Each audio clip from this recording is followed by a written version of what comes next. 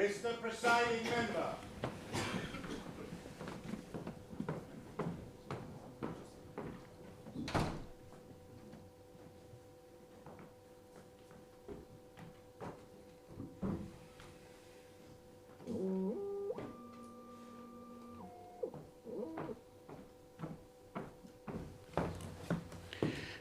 Oaths of Allegiance of Honourable Members.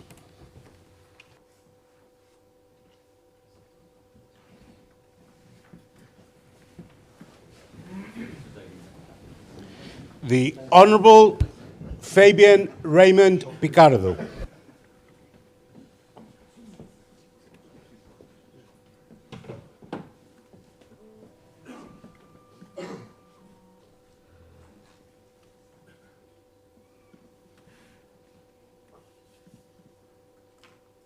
I, Fabian Raymond Picardo, do swear that I will be faithful and bear true allegiance to Her Majesty Queen Elizabeth II, her heirs and successors, according to law. So help me God.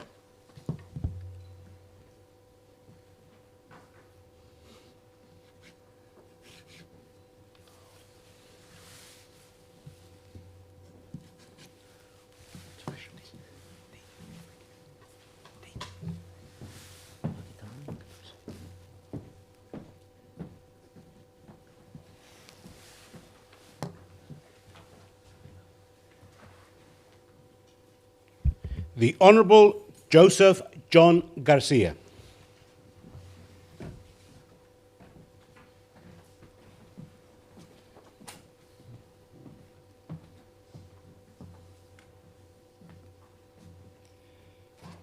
I, Joseph John Garcia, do swear that I will be faithful and bear true allegiance to Her Majesty the Queen Elizabeth II, her heirs and successors according to law. So help me God.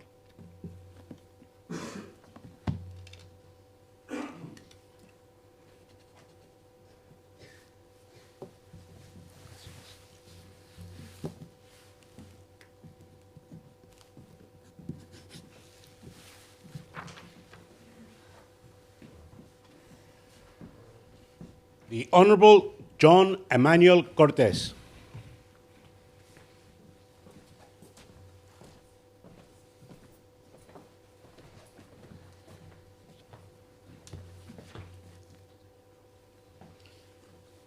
I, John Emmanuel Cortes, do swear that I will be faithful and bear true allegiance to Her Majesty Queen Elizabeth II, her heirs and successors, according to law. So help me God.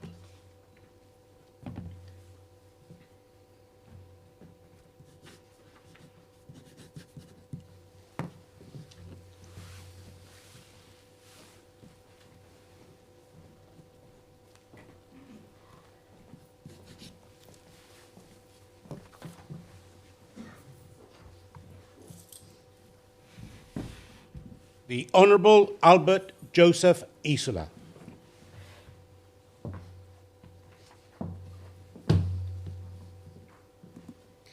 I, Albert Joseph Isola, do swear that I will be faithful and bear true allegiance to Her Majesty Queen Elizabeth II, her heirs and successors, according to law, so help me God.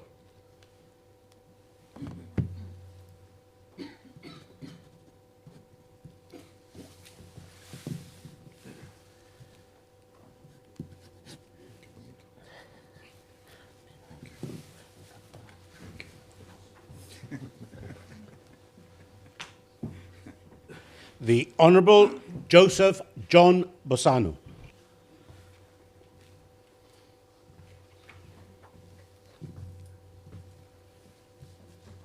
I, Joseph John Bossano, do solemnly affirm that I will be faithful and bear true allegiance to Her Majesty Queen Elizabeth II, her heirs and successors, according to law.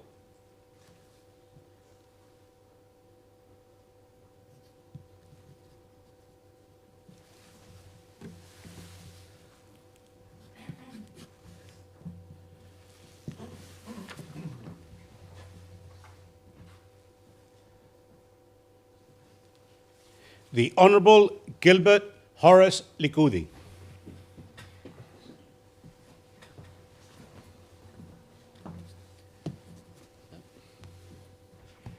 I, Gilbert Horace Likudi, do solemnly affirm that I will be faithful and bear true allegiance to Her Majesty Queen Elizabeth II, her heirs and successors, according to law.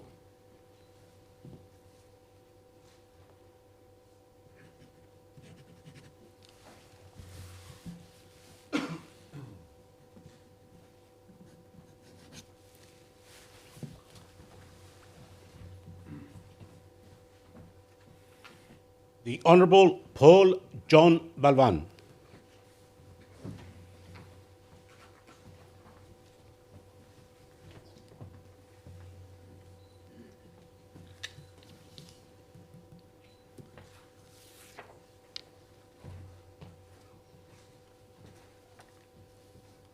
I, Paul John Balvan, do swear that I will faithfully and bear true allegiance to Her Majesty Queen Elizabeth II, her heirs and successors according to law, so help me God.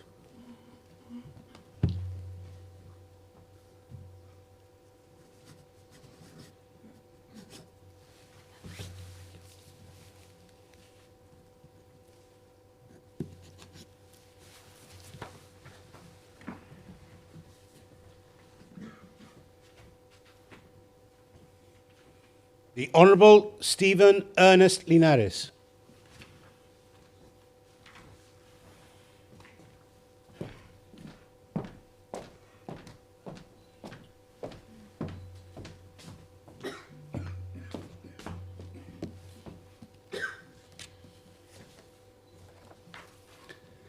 I, Stephen Ernest Linares, do swear that I will be faithful and bear true allegiance to Her Majesty Queen Elizabeth II, her heirs and successors, according to law, so help me God.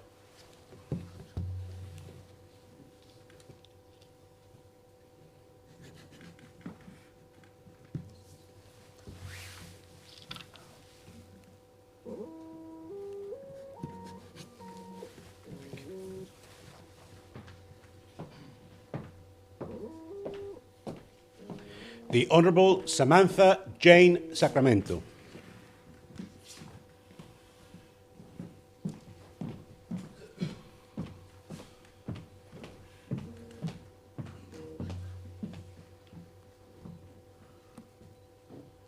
I, Samantha Jane Sacramento, do swear that I will be faithful and bear true allegiance to Her Majesty Queen Elizabeth II, her heirs and successors, according to law. So help me God.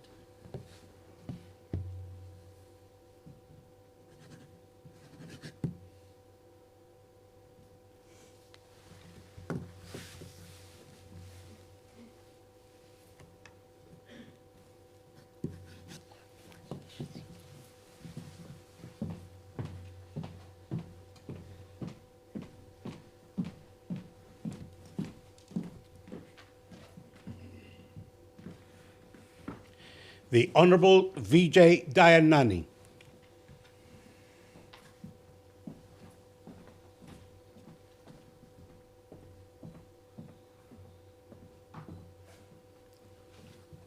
I, Vijay Dayanani, do swear that I will be faithful and bear true allegiance to Her Majesty Queen Elizabeth II, her heirs and successors, according to law.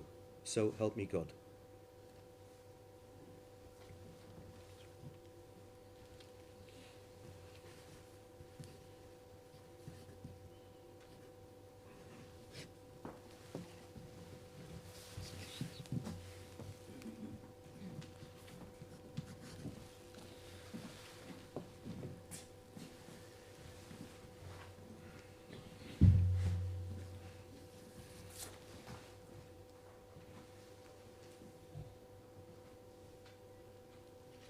The Honourable Keith Asopardi.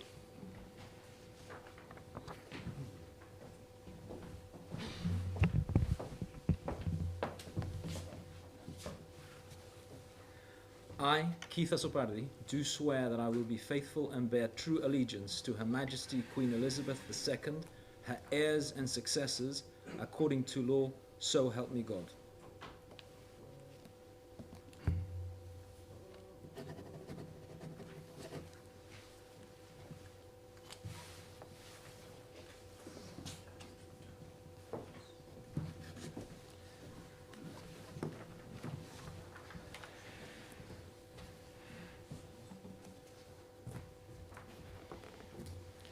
The Honourable Marlene Dina Esther Hassan Naon.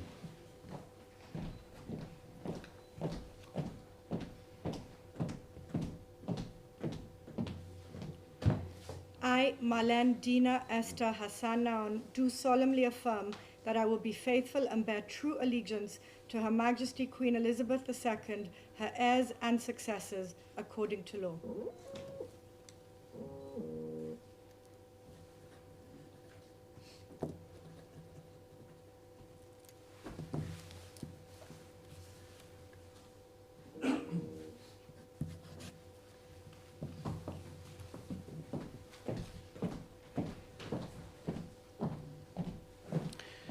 The Honourable Damon James Bossino.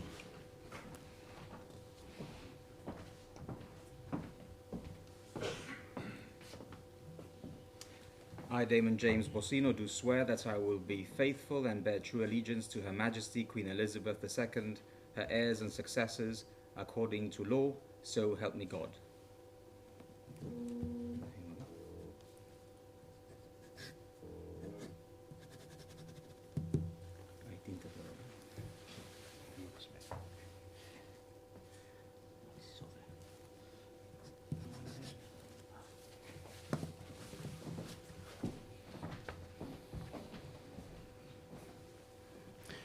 The Honourable Daniel Anthony Feetham.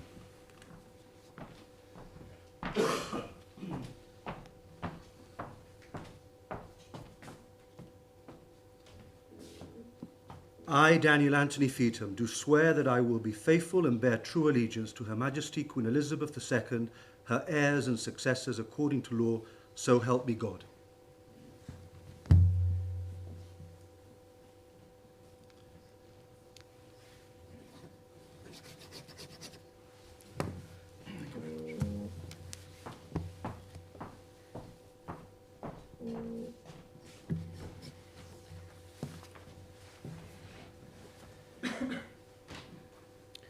The Honourable Roy Mark Clinton.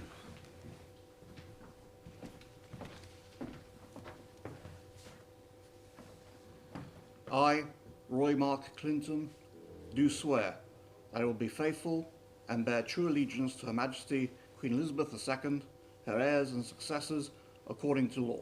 So help me God.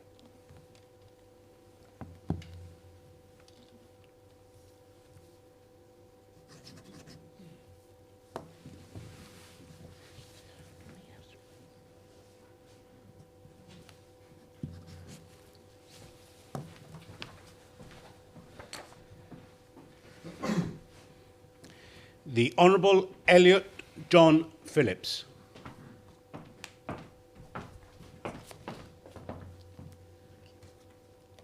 I, Elliot John Phillips, do swear that I will be faithful and bear true allegiance to Her Majesty Queen Elizabeth II, her heirs and successors according to law. So help me God.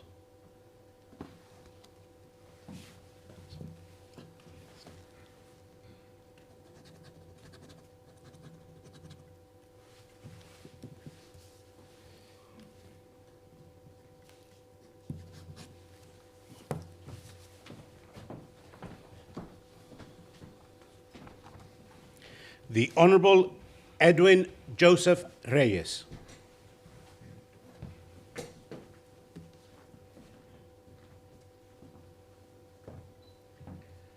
I, Edwin Joseph Reyes, do swear that I will be faithful and bear true allegiance to Her Majesty Queen Elizabeth II, her heirs and successors, according to law, so help me God.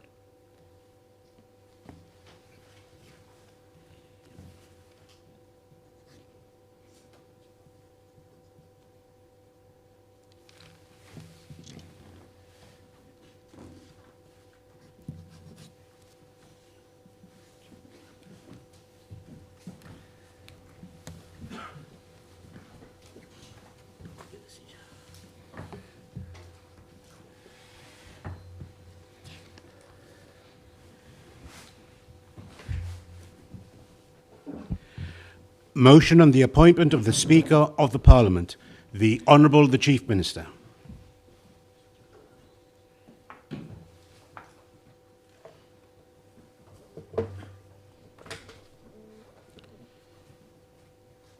Mr. Presiding Officer, I have the honour to move that Mr. Melvin Farrell, BEM, GMD, RDJP, be appointed Speaker of the Gibraltar Parliament.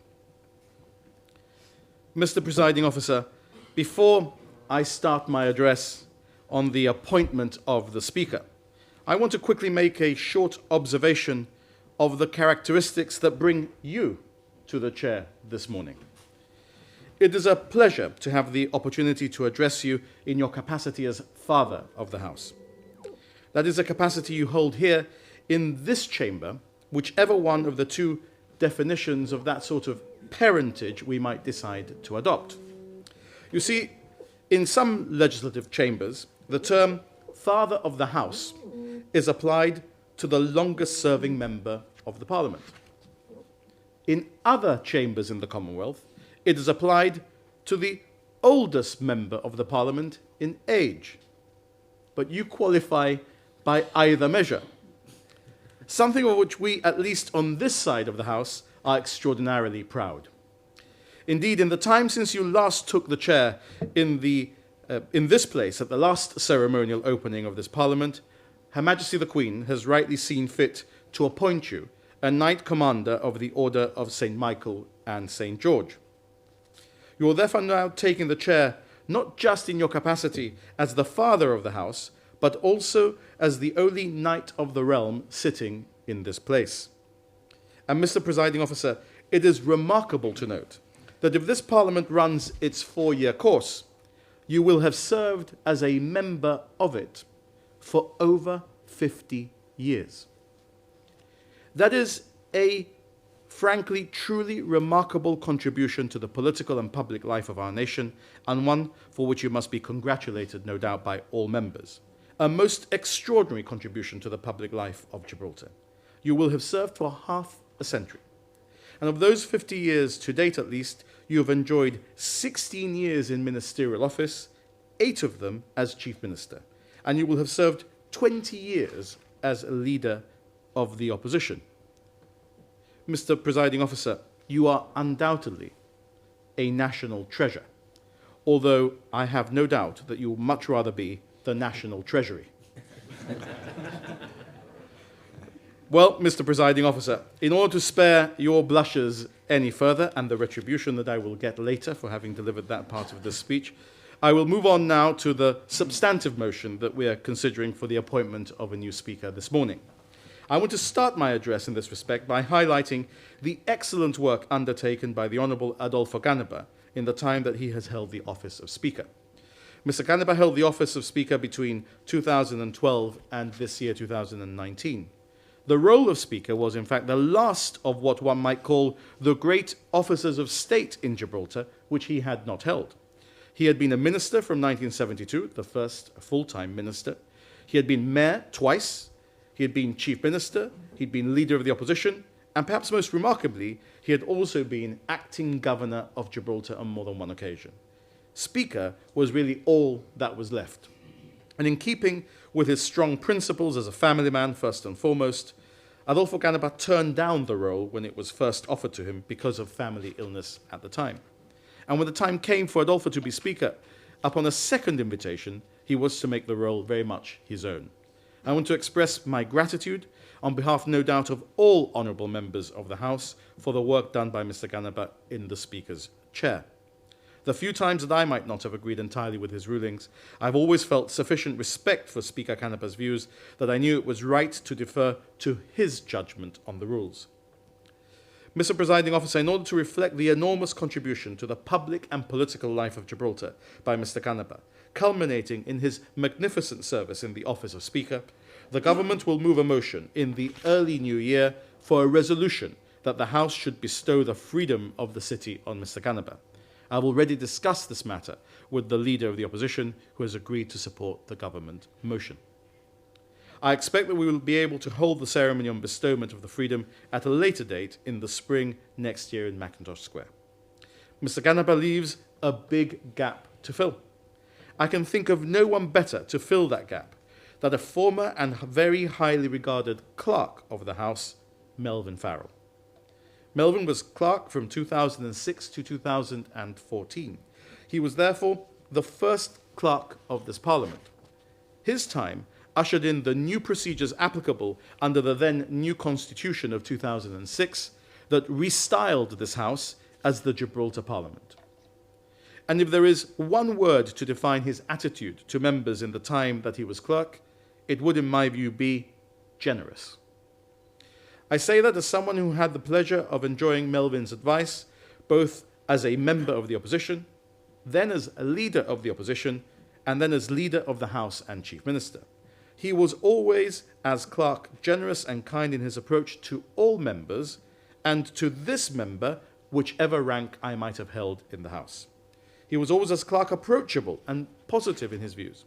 He was always keen to assist members to ensure that whatever side of the House or whatever side of the argument one was on, you were able to present your views in the most appropriate manner. That generous, kindly, and approachable manner was laced with elegance in his own presentation of the work of the House. Much like his predecessor, and if I may say so, his successor, he made the work of the clerk flow flawlessly as he ushered the proceedings of the House onwards, despite members' either lack of familiarity with rules or, on some occasions, members' attempts to get in the way of the established rules.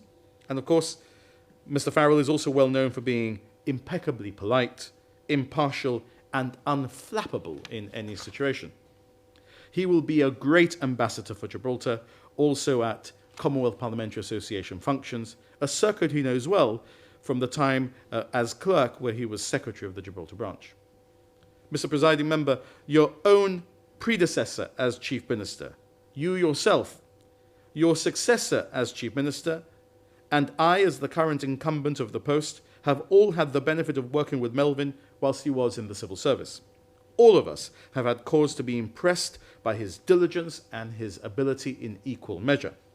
It was no surprise, therefore, that when Melvin came to retire as clerk, he was to elicit fulsome praise and recognition from both sides of the House for his work in Parliament and his earlier work in the civil service. Mr. Farrell loyally served this House, and he has loyally served Gibraltar as a civil servant before he arrived in this House as clerk. Now he returns with what I believe will be support from both sides of the House to serve the Parliament and his beloved Gibraltar again, this time from the umpire's viewpoint. As the only civil servant in post at the time of our original election, wily enough to have kept his WAPS pension whilst all others were trading theirs in, no doubt acting in keeping with your advice at the time in this respect, we drag him out of retirement to once again be pressed into the service of our nation. No doubt now the work of the Select Committee on Parliamentary Reform will benefit from Mr. Farrell's great experience as clerk. He was clerk also at the time of the preparation of the report on reform chaired by Mr. Canaber. The Select Committee on Reform has a lot of work to do, and we are committed to it, and we will be convening it soon, and there will be an early meeting of that committee.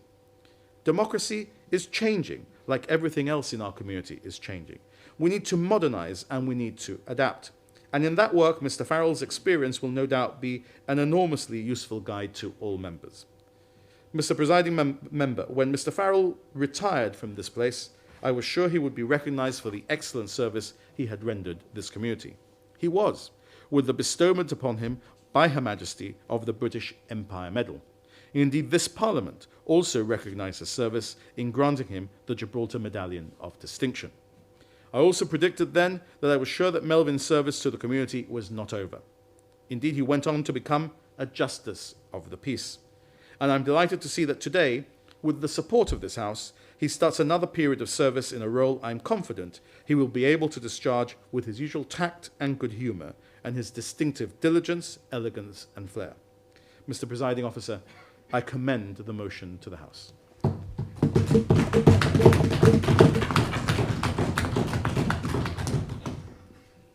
The Honourable, the Leader of the Opposition. Mr. Presiding Member, we are delighted to support the motion appointing Melvin Farrell as the new Speaker of Parliament. Melvin Farrell has been a distinguished civil servant with a long career in significant administrative posts, not least working with yourself as former Chief Minister and as clerk to this House for 8 years. The interpersonal skills he showed in the discharge of those roles required an ability to manage complex issues and people in difficult situations. We believe that he will bring those skills to bear in the sometimes emotionally and politically charged environment of this House in a way that will help us navigate parliamentary business in an efficient way. From this side of the House, we support his appointment and will work with him to try to assist in making his task easier. I also want to take this opportunity to acknowledge the contribution to the affairs of this House and indeed to public life of the outgoing Speaker, Adolfo Canepa. Mr. Canepa has held Gibraltar's highest elected offices of Chief Minister and Leader of the Opposition. He was in government for 16 years and in this House as an elected member for 20. He also served as Mayor and latterly, over the last 7 years, as Speaker. He has given distinguished service to Gibraltar over 30 years. In many ways, the majority of those years, 1972 to 1988 in government, would have been very tough as a minister, in charge of the public administration of Gibraltar with the frontier closed and without the unlocked economic potential of subsequent decades. It is a testimony to the work of governments in those years, within which Adolfo loyally served, that we were able to weather the storm of that political siege. We thank Adolfo for his service, not just to this House latterly as Speaker, but throughout his tenure holding the most important offices in Gibraltar.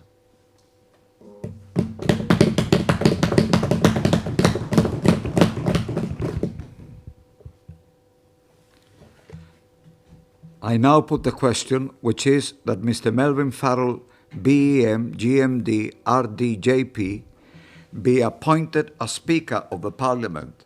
Those in favour? Aye. Those against? None. Passed.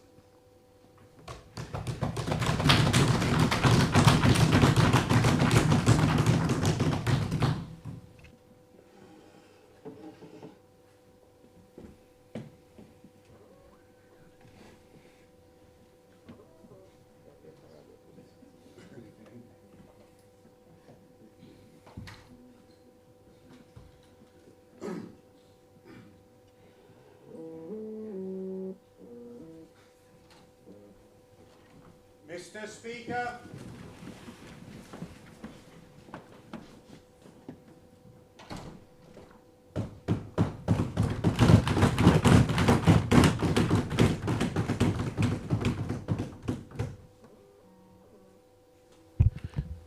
Oath of Allegiance of the Speaker, the Honourable Melvin Leslie Farrell.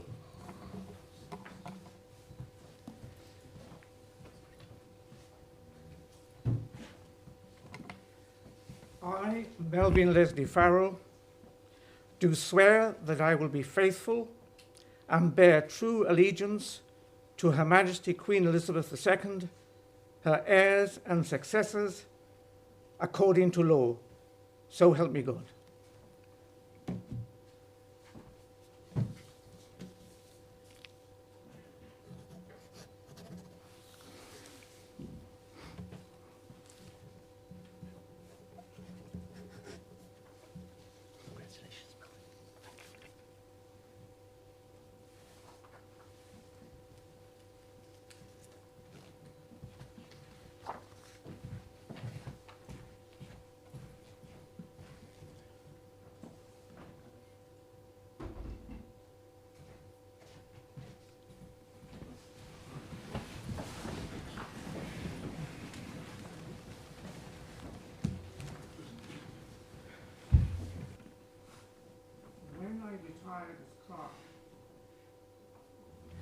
When I retired as clerk to this Parliament, I could never have imagined that I would return as its Speaker 5.5 years later.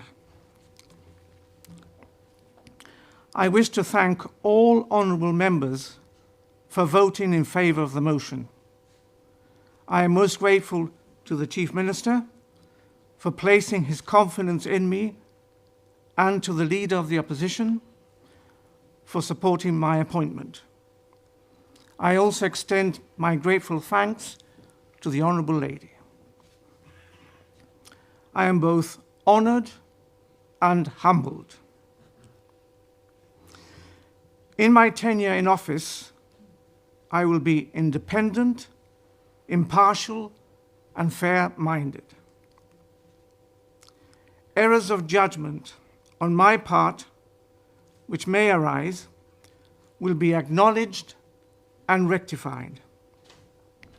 I therefore ask for the forbearance of all honourable members in this regard.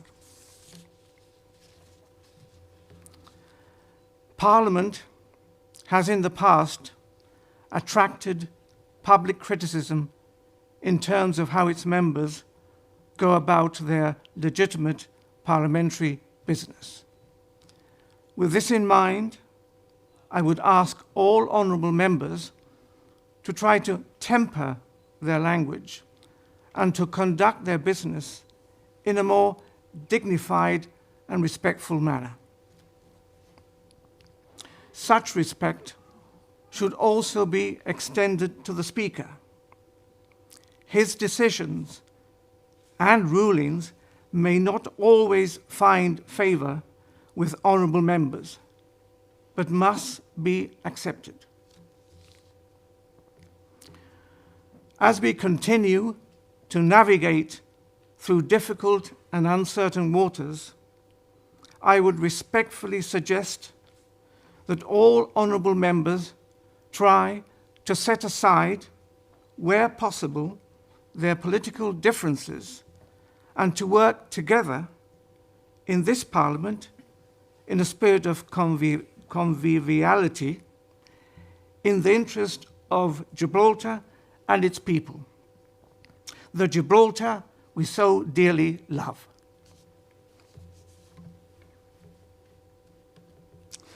Finally, I should like to pay tribute to my predecessor and good friend, Adolfo Canepa, for his lifelong and dedicated service to Gibraltar and to Parliament.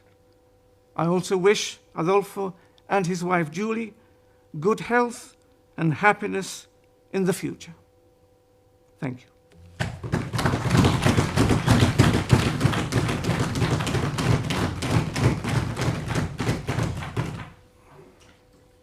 Oath of Office of the Minister with Responsibility for Justice, the Honourable Samantha Jane Sacramento.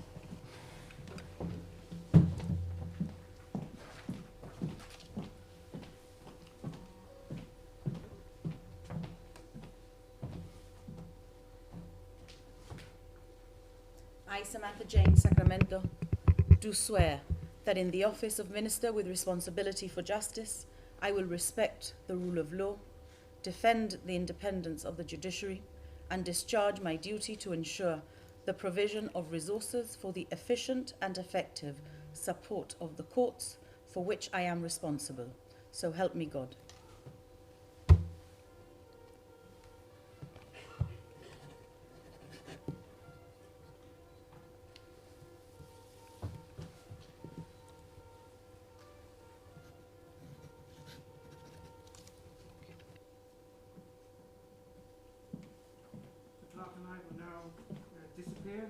Go downstairs to await the arrival of His Excellency the Governor.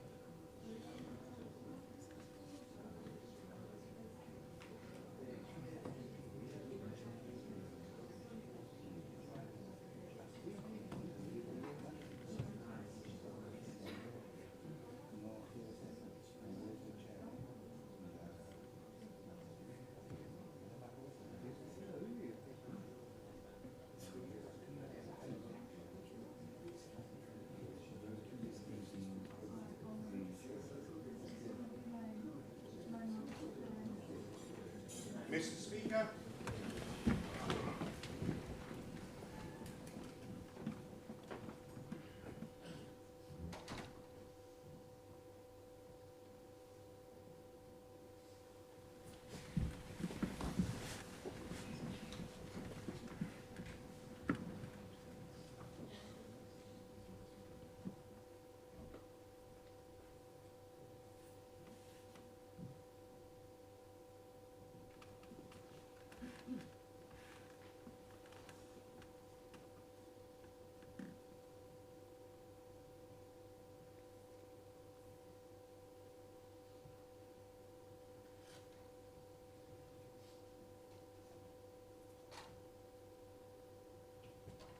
His Excellency the Governor.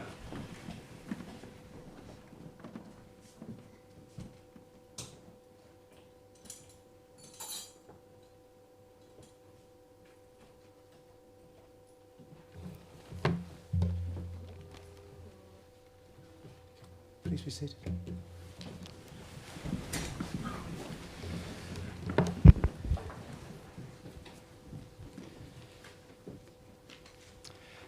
Mr. Speaker, may I first congratulate you on your appointment as the Speaker of the House, a most distinguished, most important appointment for the execution and also the reputation of Gibraltar's parliamentary democracy. So I congratulate you on that. Mr. Speaker, honourable members, I'm honoured and delighted to have the privilege of announcing the formal opening of the 14th Parliament. I give my warmest congratulations to all the honourable members of Parliament who were elected to represent the people of Gibraltar. I know you will all prove worthy of the heavy responsibility that has been entrusted to you. There is no greater duty than giving effect to the will of the people. I have no doubt that the manifest range of experience that you're able to bring to bear in exercising this duty will be decisive in ensuring Gibraltar's future success. I also have no doubt that both Her Majesty's Government of Gibraltar and the loyal opposition will, throughout the tenure of this Parliament, do everything within their collective resolution and capacity to continue to protect, progress, and promote the ROC's vital advantages, its people and its environment. Gibraltar will continue to be the best it can be as it steps out ambitiously, boldly, and confidently into the world. I must also, just as the Chief Minister has done before, highlight the historic and remarkable contribution of the Father of the House, the Honourable Sir Joe Bossano, who since the last ceremonial opening has been appointed a Knight Commander of the Order of St. Michael and St. George. His incredible 47 years of membership of this Parliament and the former House of Assembly is a most commendable example to all other members and all aspiring future members of Parliament. I would next like to take this opportunity to praise the unsung heroes of the election, those people whose tireless work behind the scenes ensured that the election ran legitimately, proficiently, and smoothly. In particular, the returning officer, Paul Martinez, and the other 300 civil servant election officials deserve our immense praise and admiration for their unstinting and sure-footed efforts. So too do the Royal Gibraltar Police, the Gibraltar Post Office, and the ROC's media, who all played an important part in making the election process such a credit to Gibraltar. As Governor and representative of Her Majesty the Queen, it has been an inspiring and proud distinction for me to witness at first hand a Gibraltarian general election.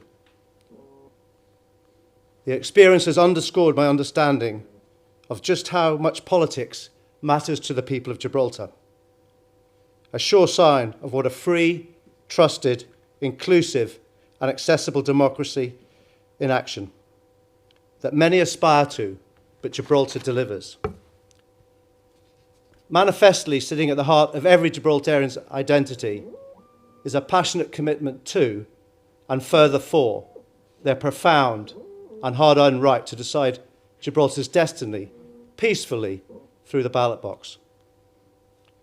The nature and spirit of the political debate during the general election was also a credit to all the candidates, despite the obviously strongly and keenly held views on all sides of the 5-week election discourse. Gibraltar can be proud of its 71% voter turnout, proud of its general election, and proud of its inclusive, progressive, and resilient democracy. The bedrock of this democracy is Gibraltar's 2006 constitution, which came into force in 2007, following approval by referendum. This constitution anchors the modern, mature relationship which exists between Gibraltar and the United Kingdom. Underpinning this relationship is the United Kingdom's long-standing commitment to the people of Gibraltar that it will never enter into arrangements under which the people of Gibraltar would pass under the sovereignty of another state against their freely and democratically expressed wishes. Her Majesty's Government of the United Kingdom also remains committed that it will never enter a process of negotiation with Spain about the sovereignty of the Rock without the Gibraltar government's consent.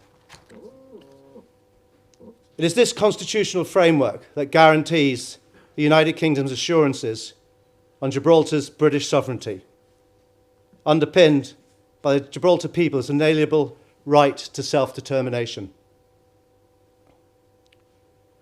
Gibraltar has emerged from its latest general election round, having chosen the national vision and parliamentary programme presented to the people of Gibraltar in the election manifesto of the political alliance made up by the Gibraltar Socialist Labour Party and the Gibraltar Liberal Party. I congratulate the GSLP Liberal Alliance on its re-election to government for a historic 3rd successive term. Her Majesty's Government of the United Kingdom and I look forward to working with Her Majesty's Government of Gibraltar during this coming Parliament. In this House, Her Majesty's Government of Gibraltar will continue to prioritise its environmental commitments to improve the Gibraltarian quality of life in the long term.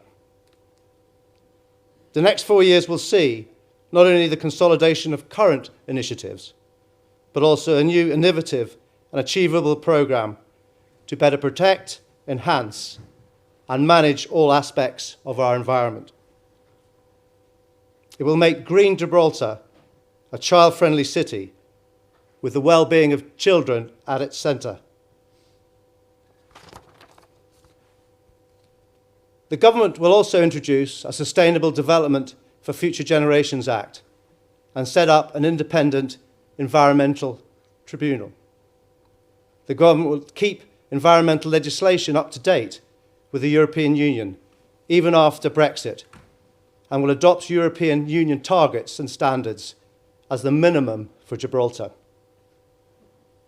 It will abide strictly by the requirements of the Climate Change Act, establish a climate action fund, and encourage and increase the breadth and efficiency of recycling. The government will also set up an Air Quality Commission to monitor and advise the government on all matters related to air quality.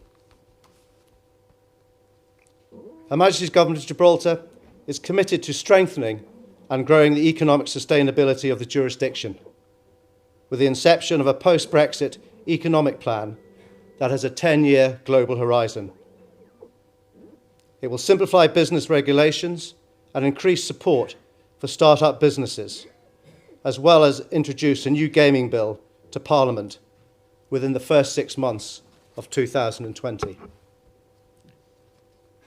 Following the negotiation of a tax treaty with Spain and a double taxation agreement with the United Kingdom, the government will work to build a tax treaty network with other countries, ensuring that these too are compliant with the base erosion of profit shifting principles of the Organisation for Economic Cooperation and Development, a framework that Gibraltar has now joined. It will continue to modernise all aspects of the public sector with improved succession planning a review of senior public sector salaries and relativities, and greater provision of e-services. We will also re-establish the Select Committee on Parliamentary Reform. Moreover, a ministerial code and a code for members of the Parliament will be tabled before this Parliament. The Government will re-establish a Select Committee on the Constitution, with the objective of examining the 2006 Constitution and determining whether and what future changes are necessary and appropriate. This review will be all the more relevant in the light of departure of the United Kingdom and Gibraltar from the European Union. There will be ample opportunity for the public to put forward their views on this fundamental matter. The Government will hold a referendum on Thursday, the 19th of March 2020, to determine whether the Abortion Act will come into effect. The Government will fund both pro-life and pro-choice campaigns equally to ensure the referendum contest is fair and comprehensive. In healthcare, the Government will shift focus to making the new and existing services more effective, particularly care provision in the community. It will introduce a health improvement strategy and a public health impact assessment to assist in developing policies and advising both associated public and private bodies. It will also establish a new national drug strategy. To tackle the growing pressures on Gibraltar's road network, the Government will create a new centralised road traffic safety and planning office to centrally oversee and manage traffic planning and delivery matters in the community. It will introduce a mechanism for smart parking and is committed to making a minimum investment of £10 per capita in cycling. This will commit Gibraltar to a fit-for-purpose, sustainable and healthy future transport system. The runway tunnel remains on course to be opened by mid-2020, and the Government will discuss with the Ministry of Defence keeping the runway open for pedestrians at least at peak times. In partnership with the Ministry of Defence, the Government will introduce a Royal Gibraltar Regiment Bill to Parliament within the first 6 months of 2020, in step with establishing an Armed Forces Covenant for Gibraltar following the appointment of a Minister for Veterans Affairs. It will continue to work with the Ministry of Defence to obtain appropriate equality of status and conditions with Her Majesty's Armed Forces in the United Kingdom for the Royal Gibraltar Regiment. This will include seeking to ensure equitable housing, pension and allowance provision. In continuing the groundbreaking work to tackle equality and civil rights issues, the Government will introduce an equal opportunities policy for the public sector and provide guidance to the private sector. It will introduce legislation to outlaw any confidentiality clauses in harassment cases, introduce statutory parental paternity leave, and will consult with all stakeholder groups on equalisation of the pension age between men and women. The Government will also repeal the legislation that enables registrars to refuse to marry same-sex couples. Her Majesty's Government of Gibraltar will continue to work with Her Majesty's Government of the United Kingdom to seek to continue to engage in a constructive dialogue with the Government of the Kingdom of Spain on all matters which benefit the people who live on both sides of the frontier. It will remain the keen determination of Her Majesty's Governments of the United Kingdom and Gibraltar to make Gibraltar's relationship with Spain as mutually respectful and beneficial as it could and should be. Finally, I wish to note that Gibraltar's recent general election could hardly have taken place in a more dynamic and evolving political era. Looking forward together, the United Kingdom and Gibraltar face the challenges of building a new relationship with the European Union, while seizing the myriad opportunities of forging a new place and enduring relevance in the wider world, especially with the Commonwealth of Nations. I cannot emphasise more strongly the United Kingdom government's passionate belief in these opportunities for global Britain and global Gibraltar. To make the most of these opportunities, we will need ambition, energy, resolve, and imagination, qualities which, time and again, Gibraltarians have demonstrated to have in abundance. I can assure the people of Gibraltar that the United Kingdom will remain steadfast in its support for Gibraltar and will defend Gibraltar's interests as we leave the European Union. Gibraltar is and will remain a beloved and esteemed part of the United Kingdom family. I have absolute confidence that Her Majesty's Government of Gibraltar and this House will successfully protect, progress and promote Gibraltar's vital advantages, its people and its environment. Mr. Speaker, I conclude by offering my very best wishes to all members of this House, in government and in opposition, in overcoming the challenges and seizing the opportunities ahead. I have the great pleasure in declaring the first meeting of the new Parliament open.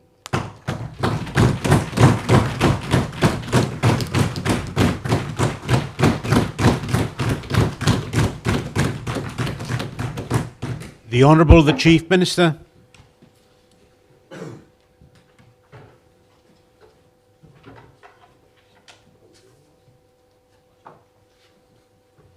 Your Excellency, it is always pleasing, satisfying, and a great comfort to hear you restate the double lock commitments of the United Kingdom to the Gibraltarians' right to determine the sovereignty of Gibraltar and even any engagement on the negotiation of it.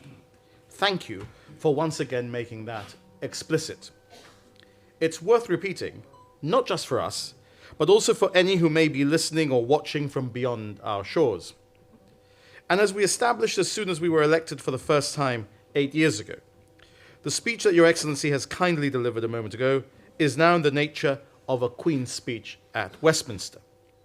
We established it is now a statement drafted in the closest consultation with the Chief Minister of the day, in a manner designed to reflect those parts of the manifesto of the party returned to government that will be the legislative agenda of the incoming administration in this Parliament. But what is more important than what your speech here is today, Your Excellency, is actually what your speech here is not. Your speech here now is not in the nature of the speech of the representative of an administering power instructing members on what we are to do, what the defined domestic matters we are able to manage are, or the finances which we have available to run Gibraltar. And that is the surest sign of the maturity of our relationship and our continued constitutional development. These are exactly the things we must reflect on in the work of the Constitutional Reform Select Committee that we will be re-establishing to consider how our foundational document should continue to develop our further political emancipation. For these are exactly the constitutional conventions we should have established in the first part of the 21st century for the commencement of a parliamentary session in a territory which the United Kingdom itself tells the United Nations should be removed from the list of non-self-governing territories maintained by the Committee of 24 in New York.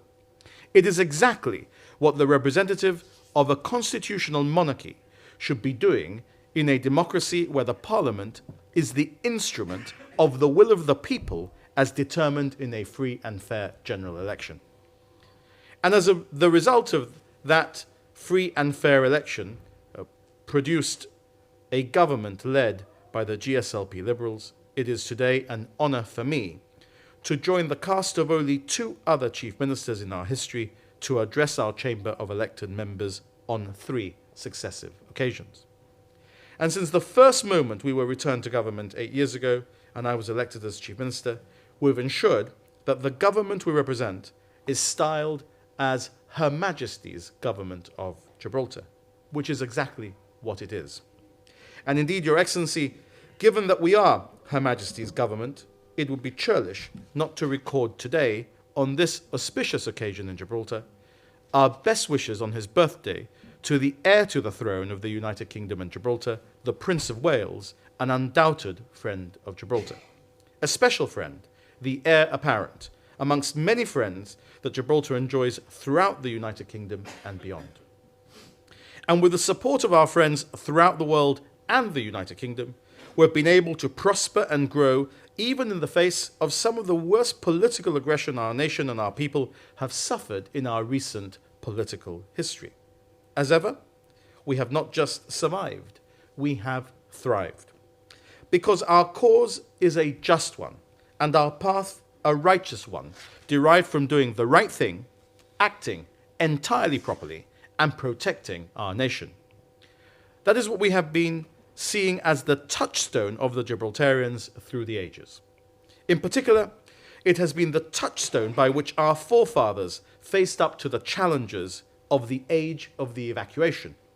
The touchstone that guided the generation that selected the toughest of the choices presented to them in the ballot paper in the first referendum. The principles that guided the closed frontier generation to stay the course, to do the right thing, and to hold their nerve for the benefit of those that came after them. They thought about the future. They thought about the next generation. They thought about us instead of just thinking about themselves. And that is how their quest was won. That is how they built this city on rock and toil. We have much to learn from that attitude, and we will not allow the honest labour, the genuine hard work, and the sacrifice of past and present Gibraltarians to be traduced or mischaracterized or misrepresented. We will not allow our people to be libelled or defamed by those whose politics today are derived from the politics of those who inflicted so much pain in the past on people on both sides of the frontier. Because it is clear that even as we celebrate 100 years since the end of the First World War, 75 years next year since victory in Europe, and 30 years since the fall of the Berlin Wall, that the hard right is alive and kicking in Europe. And we will work in every available forum to ensure that we take on anyone who seeks to use innuendo or lies to misrepresent our people, our journey, and our reality. Because we're a government that was elected to deliver social justice, and we have. And that pursuit for national social justice must be matched by a crusade for international justice for our people. And we will not hesitate to seek out such justice for our nation in every forum within our grasp. Because it is a truth etched in the arteries of time by Dr. Martin Luther King that the arc of the moral universe is long, but it bends towards justice. And the memory of the people of Gibraltar is long. Our stamina is inexhaustible, and our case unanswerable. And so I say to all who would slander or smear our people, our motives or our identity, you stand in the way of the truth and legitimacy of the people of Gibraltar at your peril. We are fierce friends to those who want to work with us, but we will be fearless foes for those who seek to denigrate us. For we will never give up our rights to our land. We will not let down our ancestors who are buried here in our sacred ground. We will not surrender the land of our children and our children's children. We will not be cowed by the cheap and empty rhetoric that insults us. And if you stand in our way, history will sweep you away like any other one of the many hurdles we have already surmounted. A footnote to the history of our common success as a people.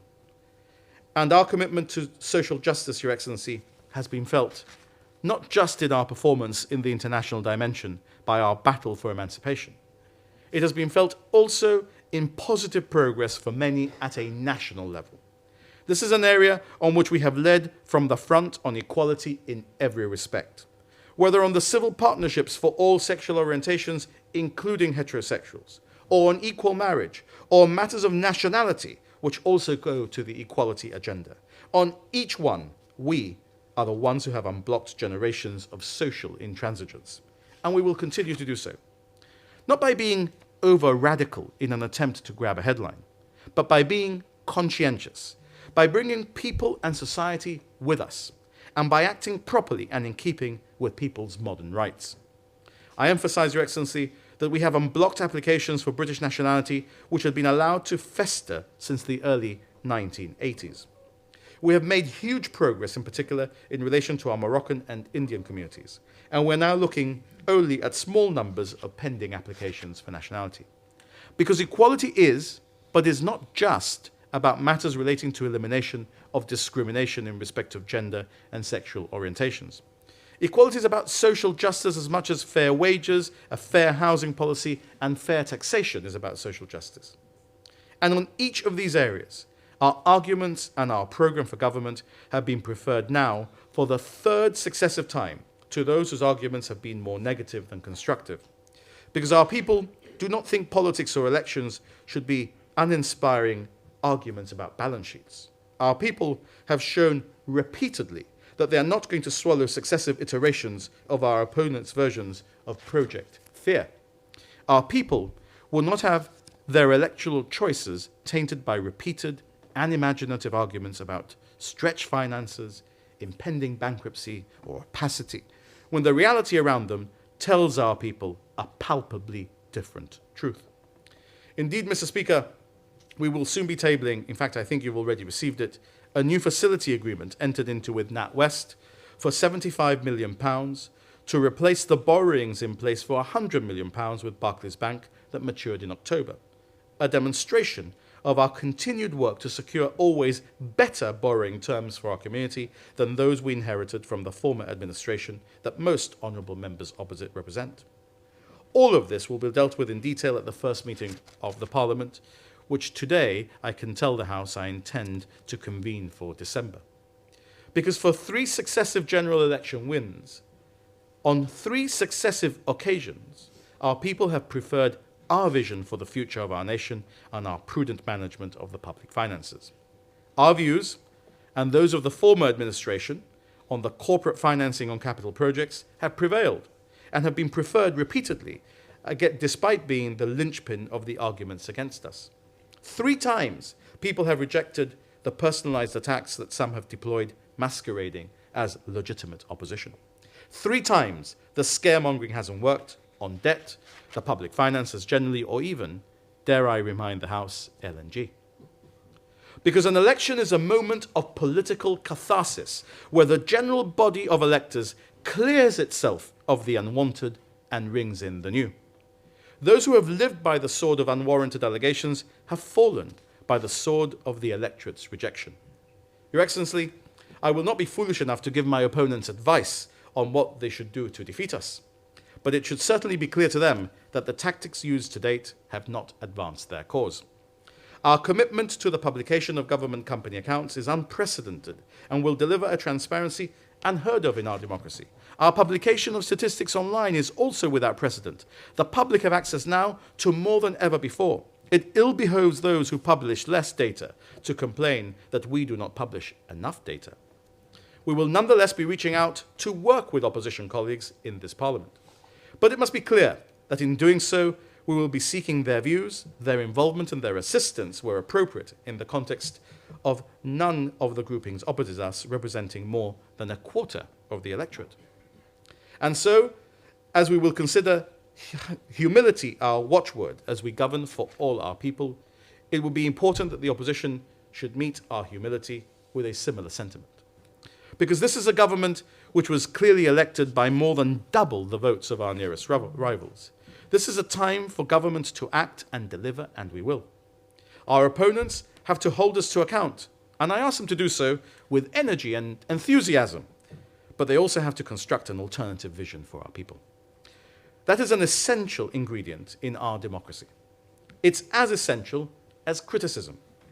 Holding to account is not a credible or legitimate political license to criticize without constructing an alternative. For the sake of our nation's democracy, I hope that they will. The people of Gibraltar want and have chosen a strong and positive vision of where Gibraltar is heading. They want to know where the government is going to take our nation. They do not want a dissertation on the proper accounting treatment of an asset, a liability, or a disbursement. They know that our experts are expertly dealing with those issues, because that is not a vision for our future and for our nation. That is a myopic presentation of detail that raises no interest in those who want to secure our prosperity and who want to see a socially just agenda dominate the political life of our nation. And in order to continue our commitment to delivering social justice and equality, the government has republished the bills that fell off the agenda at the time of dissolution, so that we can continue where we left off. We have committed to the wide legislative agenda you have already kindly set out, highlighting our key commitments. Because our creed is that we believe in the men and women of Gibraltar. That is why we are committed to dealing with the gender pay gap, with abortion, and with any glass ceiling issues that may be raised with us. Mr. Speaker, if any member of the public points us to a glass ceiling affecting any sector or any group, our calling is to shatter through it with legislation from this House if necessary. We believe in our young people. We've already proposed voting at the age of 16, and we will be putting this issue on the agenda for parliamentary reform and in respect of the coming referendum on abortion. We believe in the LGBTQ agenda, and every single member of this House must too. And we must all evangelize those equality issues. We must all evangelize real equality. And if anyone here is going to evangelize for any other agenda, for a traditional or non-secular agenda, that retains discrimination in our laws, then let them be honest and say so. But they will have to take us on these issues. They will have to take on me and my colleagues on these issues, because this is our creed, this is who we are, and this is who we advocate for. And in doing so, Mr. Speaker, we've advocated for minorities in our community as we've advocated for all of us, the Gibraltarians, in the process of our departure from the European Union with the United Kingdom. Instead, in the closest working relationship with colleagues in Her Majesty's Government of the United Kingdom, we had advanced greatly in preparations for all permutations of our departure or non-departure from the European Union. Hard Brexit, soft Brexit, no Brexit. We're ready for all of them, including a potential new referendum. And in respect of Brexit, it is clear that the lifetime of this last Parliament was dominated by the infamous B word. At the last ceremonial opening, I spoke about the commitment of the then Prime Minister, David Cameron, to include Gibraltar in the franchise of the referendum to come. Since then, with the Deputy Chief Minister, all other ministers, the Attorney General and the Financial Secretary, we have been immersed in every aspect of our potential departure and future relationship with the EU. It has literally been an assignment for every waking moment. And our reward for that hard work and that commitment has not just been our return to government and the confidence of our people, although it has undoubtedly been that also. Our greatest reward has been to see our economy continue to grow and our nation continue to prosper when so many considered that Brexit, or worse, the uncertainty that it created, should have led to our economic performance suffering considerably. In fact, the opposite happened. Our preparation at home, our collaboration with the United Kingdom, our relentless endeavour, that is what has delivered a dividend of enviable economic growth. It has enabled us to deliver an enviable agreement for continued access to the United Kingdom in services after we leave the European Union. This has been described in the notes to the Queen's speech in Westminster last month as being an arrangement that is unique to Gibraltar amongst the overseas territories and Crown dependencies. A huge achievement delivered by working hand in glove with UK colleagues. This has enabled us to deliver a double taxation agreement between us and the United Kingdom, a prize that has eluded us for years. And our hard work has done more. It has enabled us to deliver an international tax agreement with Spain which clarifies the application of the existing laws of each of our jurisdictions to citizens with cross-border interests. A treaty that 3 chief ministers agree contains no concessions on sovereignty to Spain. Sir Joe Bossano's analysis on the politics of the treaty is clear. Sir Peter Caruana's analysis on the law of the treaty is clear. And my own view on the politics and law of the treaty, informed by the advice of both the former, is well known to the House. This treaty and the Memoranda of Understanding and the protocol to the EU withdrawal agreement have been negotiated trilaterally between the UK, Spain and Gibraltar, and bilaterally between Spain and Gibraltar. I cannot emphasize the latter enough. A truly remarkable achievement also. And this variable geometry of talks, also including discussions at times with the European Commission, is what has resulted in our being included in the withdrawal agreement between the UK and the EU in the event that Brexit were to occur with a deal. By any measure, Your Excellency, this is undoubtedly a success to be shared by UK British and Gibraltar British diplomacy and politics. A success that sets us up for many more years of growth, prosperity and success based on the creation of a superhighway for business between Gibraltar and the United Kingdom and to the Commonwealth beyond. A new twin track for businesses to run on the tram lines established by the common law and the rule of law, which are the core principles we share with the UK and the Commonwealth. And for this, the DTA between us and the UK will be the superconductor that drives our businesses safely, openly and transparently to new destinations. Some of these new destinations will undoubtedly be in the old empire. And they are now within a moment's reach, literally at light speed, as we ride the modern fibre conduits that stretch around the world and land and reach out from this rock of ours around the globe. And some of our key destinations now will be the places from which we have received people who are today an integral part of our multicultural society. We continue to believe that we are presented with great opportunities to pursue the strong links of those of our fellow Gibraltarians whose ethnic origin enables them to easily navigate other cultures. We have great opportunities to pursue now in Morocco, where we have already augmented our activity and will do even more in coming months and years. And in India, where so many of our great entrepreneurs come from, not least the energetic new member on the government benches, Minister Daryanani. And as we continue our work to build bridges around the world, Her Majesty's Government of Gibraltar will always reach out a hand of friendship and cooperation to the Government of the Kingdom of Spain also. As I stated at the last ceremonial opening, we will continue to seek to establish non-sovereignty dialogue with the Government of Spain on matters of mutual interest and which will improve the lives of people on both sides of the frontier. That need not change because we will not be in the European Union and will in fact probably be more important for our citizens if we are not. But to be meaningful and successful, such dialogue must be based on the principle of mutual respect, something which we believe was preserved under the mechanisms of the Trilateral Forum for Dialogue and which was reinforced by the variable geometry that underpinned our negotiations in respect of the EU withdrawal agreement. And nationally, as we face our third consecutive mandate, we will not fall into the trap of being isolated in an ivory tower or a gilded cage in office. We will not even allow the unleashed demons of Brexit to isolate us, as it necessarily did in the lifetime of the last Parliament. We will work even harder than in our first 2 terms to reach out to our people. We will work harder now, not less so, to nurture and maintain the trust and confidence of our people. That is why I was so pleased yesterday, Your Excellency, to have spent the morning meeting members of the public, as I have done since I was elected, but with the twist that yesterday I held those meetings at the Plato Youth Club at Tankerville. I'll be holding further such meetings in other areas around Gibraltar, as well as continuing to meet members of the public at number 6 Convent Place. Additionally, today I can also announce that the Cabinet will meet outside of Convent Place once a month in locations around Gibraltar to enable us to also be available as a whole government to members of the public. I'll be making a more detailed announcement on the timings and locations for these meetings in coming months. And as those meetings will roll into years and this Parliament reaches maturity, I've been very clear on the election trail that nothing will ever be the same in Gibraltar. We are already planning to deliver our manifesto commitments, which we see as our obligations to the public. We're planning timelines and finances to deliver in the 48-month timescale. But if we judge our ability to deliver and change our nation based on our last 96 months in government, there is every good reason to be confident that we will deliver that much heralded Green Gibraltar in the time available. So I want to be clear today, Your Excellency, that there will be radical change delivered by the government I lead in coming months. On climate change, on sustainability, on the protection of our natural environment, we are all out of time.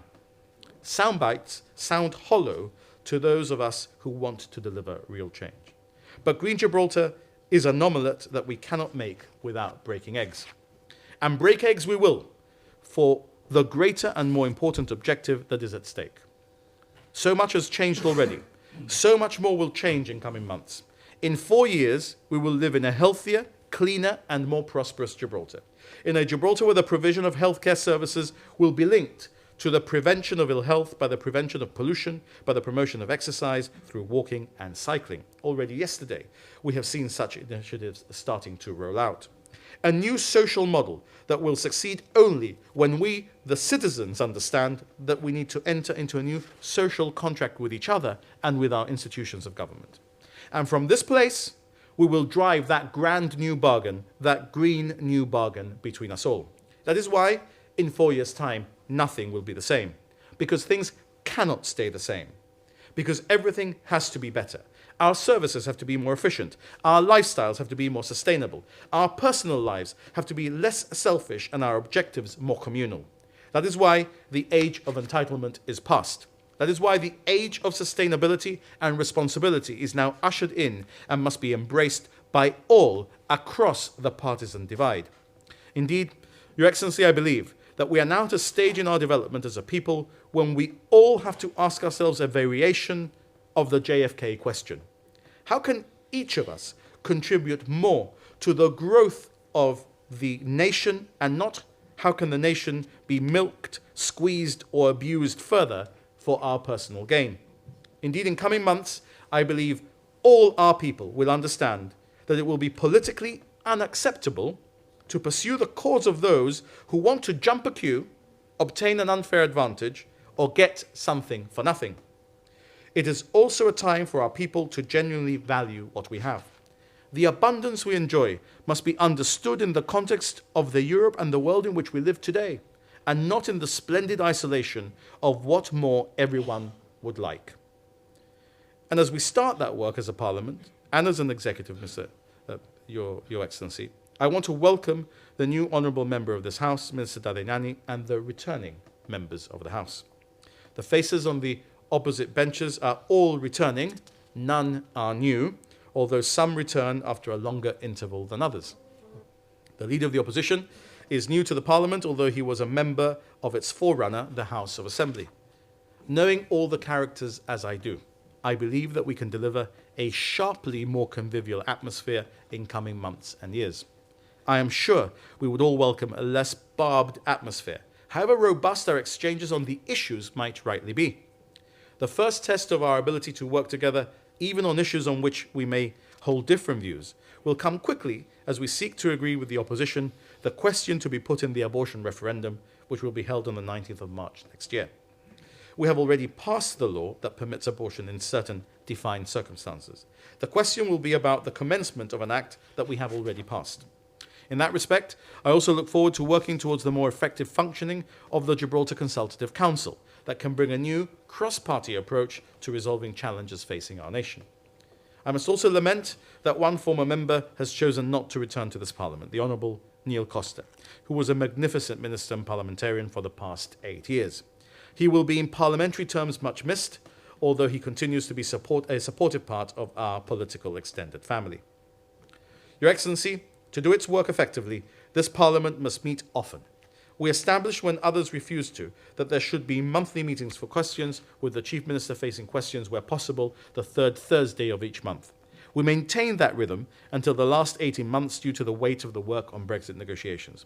We intend now to revert to that rhythm that we had established starting in December. I very much look forward to that work with colleagues across the floor of the House. Your Excellency, this will be your first and last speech on a ceremonial opening. It is my third and likely my last speech on such an occasion also, so long as this Parliament is able to run its 48-month life. Like any other person, my duties to my family and to my country and to my party in that order. I am clear that my family, my country and my party have given me everything that I have and have made me everything that I am. I will work as hard as I am able to, not to let any of those down. The first I have in mind, though, are my family, my children and my wife. I will not embarrass any of us further by straying into the emotional as I did on the morning of the election, but that will be the key consideration for me in making personal political decisions in coming years. A lot will, however, also depend on how the Brexit negotiating timetable moves. But politics at the top, in the age of the 24/7 social media, is a worthwhile but unforgiving endeavour. It is right to mark at least a notional endpoint in one's journey. I have done so already, and I will work to be able to depart this post at the end of the lifetime of this Parliament. Finally, Your Excellency, since the last ceremonial opening, we have lost colleagues along the way. One was a member of this House, Juan Carlos Perez, who I want to mention today. I know that he was very highly regarded by members on both sides of the House. Mr. Speaker, today, the 14th of November, is Children's Day in India. What a fitting day to commence the lifetime of a Gibraltar Parliament that boasts its first elected member and minister of Indian descent, that is made up of an executive committed to delivering a child-friendly city.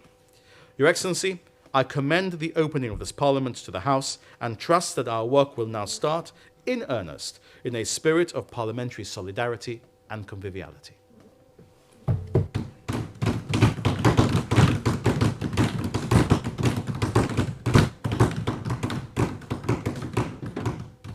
The Honourable, the Leader of the Opposition. Mr. Speaker, Your Excellency, first of all, Mr. Speaker, I want to congratulate you on your appointment. You are already familiar with the workings of this House from another chair. As a former clerk for 8 years, you have, as I said during my remarks on the motion, deep experience of the inner workings of government at very senior levels, and we look forward to working with you in that new role. I understand Your Excellency is nearing the end of your tenure as Governor. On behalf of the opposition, I want to wish you and your family all the best for the future, in whatever challenges you move on to. You have proved a good friend of Gibraltar and understood our aspirations, which is the best compliment that one can give a governor of this place. I also want to acknowledge with thanks the appreciation of those on this side of the House to all civil servants who made the election a seamless affair, not least to the Clerk of the House and Returning Officer.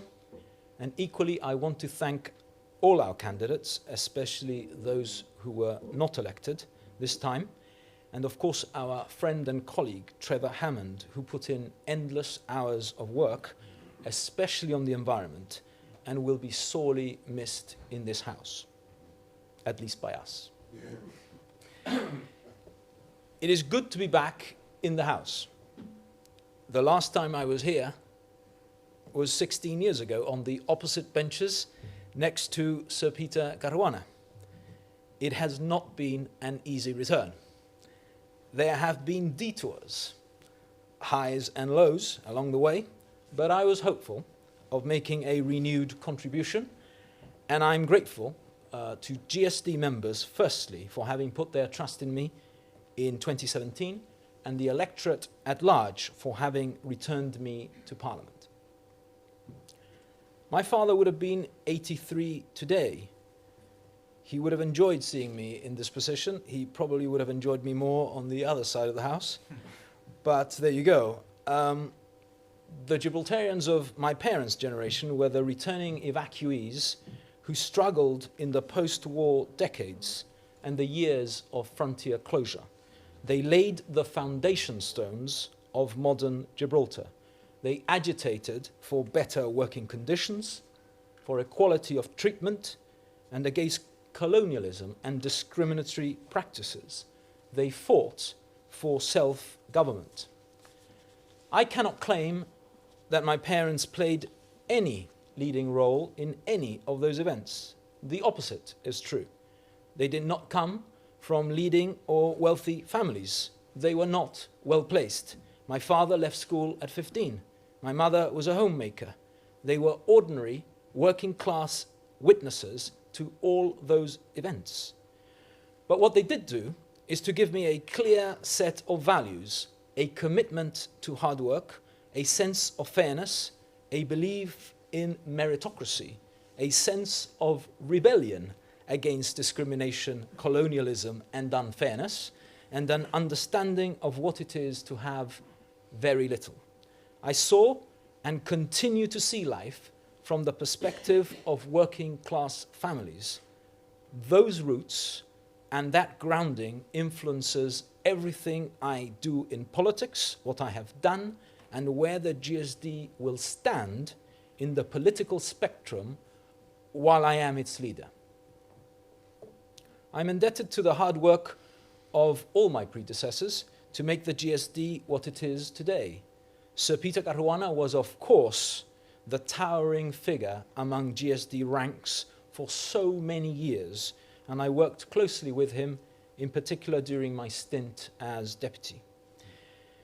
More recently, I'm especially grateful to my colleague Daniel Feetham for his sterling work as opposition leader, for his resilience and commitment to the GSD, and his personal support of me since I became leader in 2017. He has been and continues to be a constant source of sensible advice and guidance. I also want to acknowledge the work of all GSD MPs in the last House and single out the contribution of Elliot Phillips, who took the role of parliamentary leader loyally in unprecedented circumstances when he did not have the liberty to direct the entire orchestra. To a very large extent, and while I have been GSD leader for the last 2 years, I see my main role as starting now, as it is only now that I am on equal footing with everyone else. It is only now that I am in this House and can properly voice my views and be heard with the opportunities this role now gives me. Before now, it was a bit like driving a car from the back seat. My real work starts now. And as I take the baton of this role and I look across the House, I'm reminded that I started in politics all those years ago in 1991 with Fabian and Joseph and Damon, among others. We were then young people concerned about our future. That political generation matured and emerged. We are on opposite sides of the House. We may disagree on many issues, but I am also sure that there are plenty of issues that unite us on which we can work together for the common interest of all our people. A big shadow was cast over the last election we just celebrated, the dark shadow of Brexit uncertainty, which was played by the incumbent government for all it's worth during the campaign. Even though when we went round the estates or districts, people wanted to talk about their housing concerns, employment, or health issues, it was also clear that for many people, uncertainty preyed on their minds. This contributed to the result, and indeed the way the campaign panned out. There are lessons for all of us in this election. We entirely respect the result of the election. The GSLP Liberals were re-elected. But they were re-elected without the enthusiasm that had accompanied some of their previous wins. This was a muted win, which scarcely concealed the underlying disenchantment in many quarters of their style of government, their policies, and their mistakes. It is a lesson, too, for us in opposition. Many people wanted change. Despite the government playing the Brexit fear card to its fullest extent, 46% of people voted for opposition parties. But of course, a split in opposition votes only favoured the incumbent. So it is for us to persuade the many people who already want change and the others who will come round to that view during the next 4 years to hold fast and not split their votes if they want change to be delivered. On the opposition benches, it is our collective responsibility to all those people who wanted change to ensure that we present a solid alternative at the next election. To do that, we must capture the imagination once again and reflect on how we do opposition politics. The GSD will do that in coming years with a talented and diverse team of individuals inside and outside of this Parliament. I have been on all sides of election results in the past, on winning and losing sides. And like in general life, it is often how you behave and what you draw from a defeat that marks you as a person and helps you transition as a party. So it is important to learn lessons in victory and in defeat. But in doing so, it is important to resist the temptation of trashing everything we stand for or that we did during the campaign. We fought a positive and constructive campaign. I am not going to change the style of my politics because I believe in it. And I believe people want a different way of doing things. Shrill, negative politics or hollow populism are not for me because they accelerate a race to the bottom via extreme, thoughtless or unprincipled positions.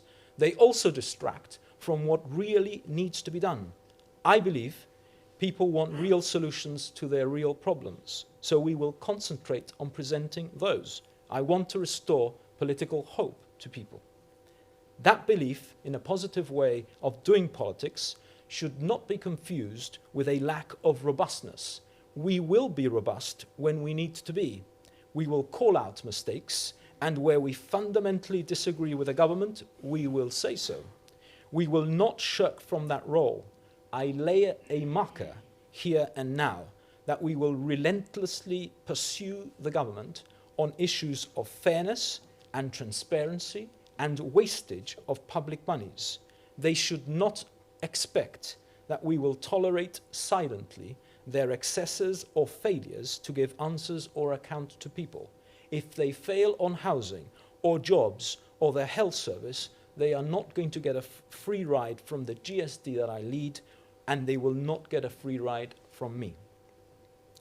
So the Chief Minister, who had promised a new dawn and way of doing things in 2011, should not be surprised when I tell him that that was a false dawn for some people. And that's not me making a politically partisan point, however it sounds, because so much is clear from the many conversations we had during this long campaign. From Gib 5 to the Upper Town, we heard many stories of disappointment, dejection, and dismay. So if the re-elected government truly wish to deliver a better way for all those people, they will need to try much harder to govern for everyone fairly and equally. The GSD is a party with clear values and a long track record. On the 14th of December this year, we celebrate our 30th anniversary. It is inevitable that when a party like ours that had a long spell in government goes into opposition, it goes into a period of transition. It happened to the GSLP, and it has inevitably happened to us. But if there's one big lesson that I have learned from the father of the house, Sir Joe Bossano, over so many years, it is that in politics, it is important to have stamina. So we must stick the course and come back stronger, and we will. We will reconnect with people and re-energize. We have done it before. When the GSD obtained 20% of the vote in 1992, it would have served no one if Peter Caruana had just given up. We persevered and came back stronger to win 4 years later. In that task, opposition unity and strength of purpose is crucial.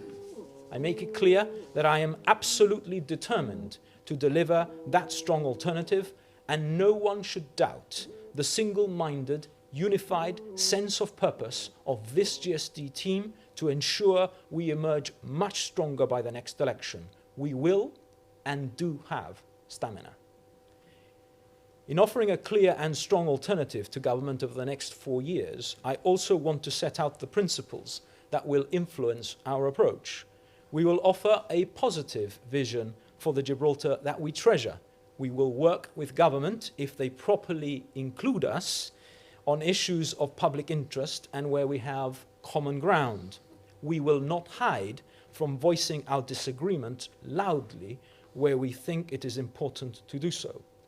Our politics will reflect the core values of the GSD modernized for our times. It will be a mainstream, centrist, progressive vision of social democracy, protecting civil rights, fostering equality, enhancing conditions for working people, economically liberal, and ensuring fairness, transparency, opportunity, and value for money. We will continue the work of regenerating the party further. We will seek to enthuse young people with our new core message and represent all sectors of our society as we have always sought to do. We will get out into the community as we have been doing already, but with efforts redoubled. We will cover every estate or district or representative association in our outreach program. We will be there for everyone. We will build on what was an extremely forward-looking and progressive manifesto at the last election, full of good ideas on quality of life, better services, the environment, housing, workers' rights, skills, or mental health. The Chief Minister already said in his speech on election morning that he may pick some of the best ideas from all manifestos. We are glad he will do that, in acknowledgement that the government do not have a monopoly on good ideas or the public interest. We will work hard for the good of our people. We will represent all our people and not just the people who voted for us. We will hold ministers to account and scrutinize government decisions. We will be critical and constructive in equal measure. Gibraltar will not find us wanting in our commitment. We will be bold in setting out our vision for the future. The talented team that we have in Parliament will be the immediate public face of the GSD opposition, but we will combine that with the new energy and enthusiasm of other younger people who will play a public role in politics in the future. I believe our parliamentary team has the strength and ability which will mark it as the clear alternative to government. While Brexit cast a shadow over the election, I do not minimize its importance to our future. It is crucial we navigate the consequences of Brexit successfully. The die is not yet cast as to whether we leave the EU with or without a deal. I said during the campaign that we consider that the government lost an opportunity to negotiate a better set of temporary arrangements with the EU. Even so, and despite our misgivings, we prefer those deficient MOUs to no deal. If we leave with no deal, now or in the future, the government's continuous protestations that they are Brexit ready will be put to the test. We have not been involved in those preparations to any meaningful extent. If there are fissures in preparation, the government can expect us to shine a bright light on these, as it would be our duty to do so. Whether we leave with or without a transitional deal, the next question will be whether, and if so, what kind of permanent deal with the EU could be struck by the UK and indeed Gibraltar to replace existing arrangements. Here, we are on sensitive ground, not least because of the possibility, indeed some say likelihood, that Spain may exercise its pressure over our inclusion in the permanent arrangements. Again, we will monitor that emerging scenario carefully. We believe a good permanent agreement can be entered into with the EU. We are happy to work with the government if they seek our help on navigating Brexit. This is not a time for political pride or arrogance. This is a challenge of seminal importance to Gibraltar and a time for political leaders to show their ability to work together in the national interest as necessary. The GSD I lead will be strong on sovereignty and on the recognition of our international rights as a people. So I also say to the Chief Minister and express our willingness to attend the United Nations with him as part of a joint Gibraltar delegation. Again, it is a matter for him, but I make clear that we are willing to show a common front at international fora where Gibraltar's interests are being discussed. Like was the case in the 1960s, we are happy to face these international issues together. We may deeply disagree with the government on domestic issues, but it is safe to say we should be able to share a common view on the fundamental aspirations of our people. I have made no secret of the fact that I believe passionately in parliamentary reform. This will improve democratic accountability, the quality of decisions reached, and the pool of talent of people influencing those decisions. We will therefore be pressing the government on this agenda so that deep reforms are put in place to improve our democratic system. We are now one of the few places in the democratic world that is hampered by such a rudimentary system. We need to breathe life into our parliamentary system by radical reform and indeed perhaps also electoral reform. In overall terms, our approach in opposition will be energetic, modern, positive, constructive, but yes, also robust and critical where necessary. Gibraltar demands the vigour of tough opposition, and we will deliver that in fulfilment of our constitutional duty and the people that we serve. We will be the voice of the people in opposition.